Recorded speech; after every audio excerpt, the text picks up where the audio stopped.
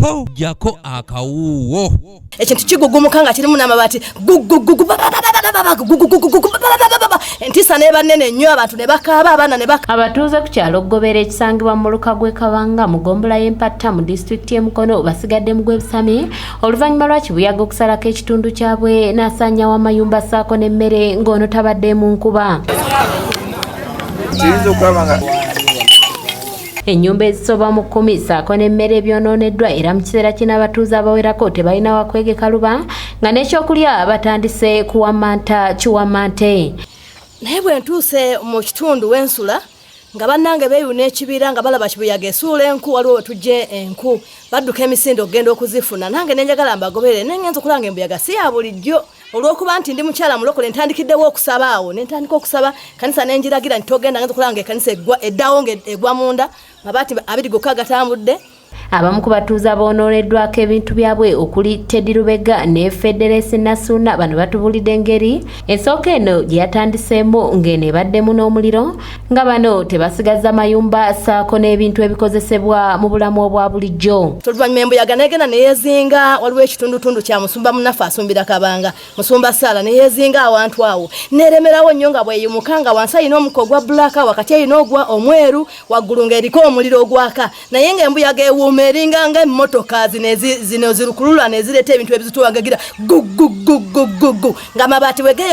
bwe gatikuse ku njugo nga bwe geeyongera mu saakolingi eri ng'owulira ekintu kigugumuka nga kirimu n'amabaati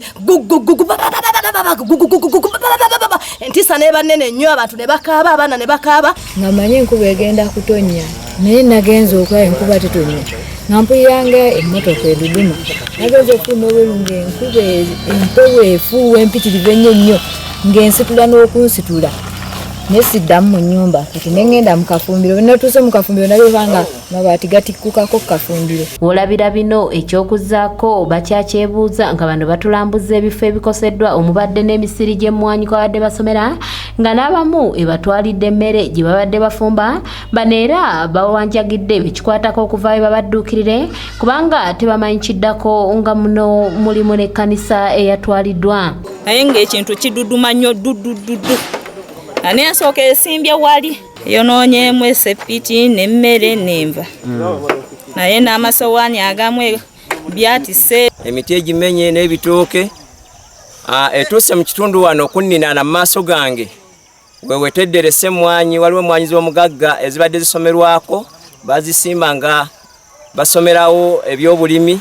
erese zikumyemu omuliro zonna era kati essaawa zino wetuli zonna zisiridde. Tutuuseeko ku mwalo Ggobero awagambibwa okuba ng'ewasibuse ensooka eno era ng'abavubi be tusanzeeyo baliko bye batunnyonnyodde. Ndo okulaba nze bukyanga nkula tuuka wano kubanga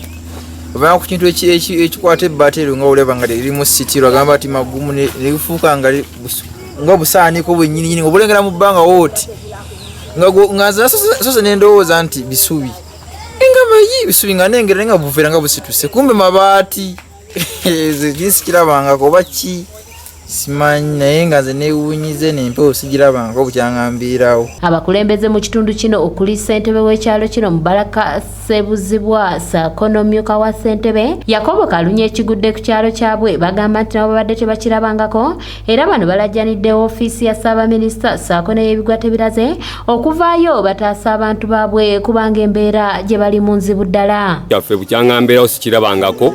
netufuna omuyaga nga gw'amaanyi naye nga gubaddemu gye bayita ensooka Abaganda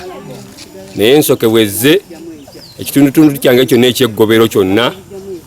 ekigoyezza n'emenya amayumba gonna abatuuze abasinga bonna tebalina bwe bagenda kusula lwaleero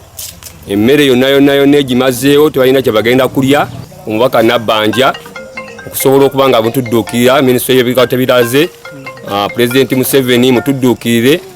okulaba nga ekyalo kyaffe kino kibayako engeri gye kiyambibwamu. Patirisi Kyewalabye yakusakidde eggulire lino ku lwa ABS Television. Embeera gye tulimu mbi batuyambe batudduukirire batuwe ku buyambi wakati ennyumba yegudde tugenda kusula yadde ebintu temulimba bitutte.